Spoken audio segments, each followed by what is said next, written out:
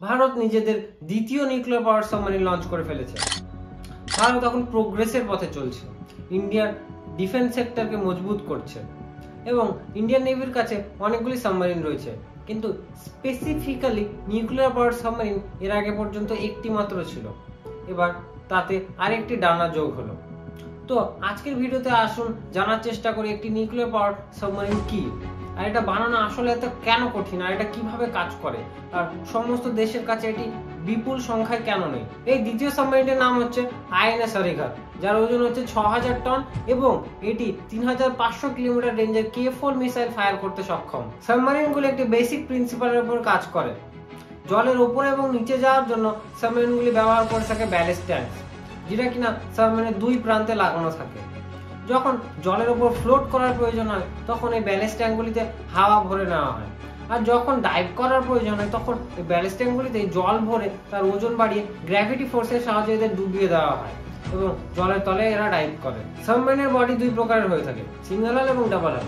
যেখানে সিঙ্গেল হাল বডিতে এই ব্যালিস্ট ট্যাঙ্কের ইউজ করা হয়, সেখানে ডাবল হাল বডিতে এই টেকনিকের প্রয়োজন হয় না, কারণ এখানে বডির মধ্যে জল এবং হাওয়া ভরে ডাইভ করা হয় এবং এই ডাবল হাল বডি থাকার জন্য এটি সাবমেরিনকে এক্সট্রা মজবুতি প্রোভাইড করে।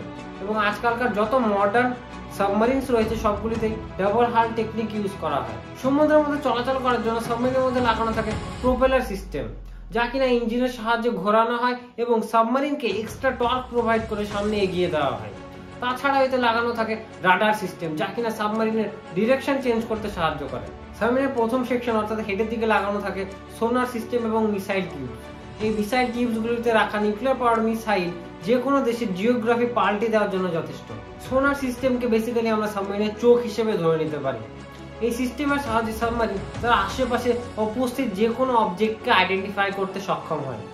সোনার সিস্টেম বেসিক্যালি এইভাবে কাজ করে যে এটি সাউন্ড ওয়েভ জলের মধ্যে ছাড়ে, যা কিনা আশেপাশে উপস্থিত অবজেক্টে ধাক্কা খেয়ে আবার সাবমেরিনে ফিরে আসে এবং এটা থেকে সেই অবজেক্টের এক্সাক্ট লোকেশন এবং ডিস্টেন্স এই সাবমেরিনটি ক্যালকুলেট করে ফেলে। এছাড়াও সাবমেরিনের মধ্যে থাকে কন্ট্রোল ইউনিট, যা কিনা সাবমেরিনের প্রত্যেকটা সেকশনকে আলাদা আলাদাভাবে কন্ট্রোল করে।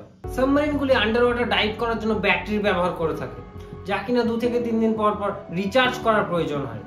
আর এই সাবমেরিনের ব্যাটারি রিচার্জ করার জন্য এতে লাগানো থাকে ডিজেল ইঞ্জিন, যেগুলি ব্যাটারিগুলিকে রিচার্জ করে। কিন্তু এই ডিজেল ইঞ্জিন চালানোর একটি সমস্যা রয়েছে, এগুলিকে আন্ডার ওয়াটারে চালানো যায় না, কারণ এতে চালানোর জন্য অক্সিজেনের প্রয়োজন হয়। তাই ঠিক 2 থেকে 3 দিন পর পর সাবমেরিনগুলিকে জলের স্তরের উপরে নিয়ে আসা হয় এবং ইঞ্জিন চালিয়ে ব্যাটারিগুলিকে রিচার্জ করা হয়, যা কিনা সাবমেরিনের লুকিয়ে থাকার ক্ষমতাকে একটু হলেও ক্ষতিগ্রস্ত করে। আর সেখানে যখন নিউক্লিয়ার পাওয়ার সাবমেরিনের কথা আসে তখন এটিকে বানিয়ে তোলে সাইলেন্ট কিলার, কারণ এটি কখনোই জলের উপরে আসে না, কারণ ব্যাটারি রিচার্জ করার জন্য এর মধ্যে লাগানো থাকে নিউক্লিয়ার জেনারেটর, যেগুলি কিনা নিউক্লিয়ার রিঅ্যাক্টরের মাধ্যমে চলে এবং এই নিউক্লিয়ার রিঅ্যাক্টরগুলি ইউরেনিয়ামের ইউজ করে বিভিন্ন লম্বা সময়কাল পর্যন্ত এই জেনারেটরগুলি চালিয়ে যেতে পারে। এই সাবমেরিনগুলির বৈশিষ্ট্যই হলো নিউক্লিয়ার জেনারেটরের মাধ্যমে এগুলিকে আনলিমিটেড টাইমের জন্য রিচার্জ করা যায়, যে জন্য এগুলি লম্বা সময়ের জন্য মিশন চালিয়ে যেতে পারে এবং জলের উপরে আসার প্রয়োজন হয় না।